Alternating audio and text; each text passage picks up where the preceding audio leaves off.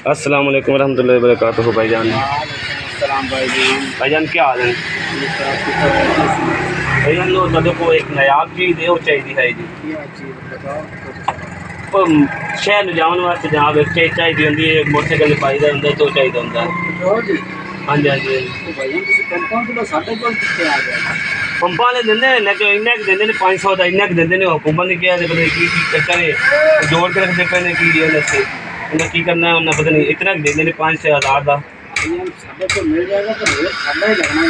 पंपान का रेट महंगा हो गया, हुकूमत का तेल महंगा हो गया, हुकूमत का तेल महंगा हो गया हुकूमत ने काट दिया। तो हम सानू को दे दो मेहरबानी कर दो देंगे नहीं पेट्रोल जी। अस्सी कर देना तो रेट साढ़ी मिल जाएगा कितना रेट ला दोगे जी? लेना कितना है मैं 4 इन्ना लेना है जी।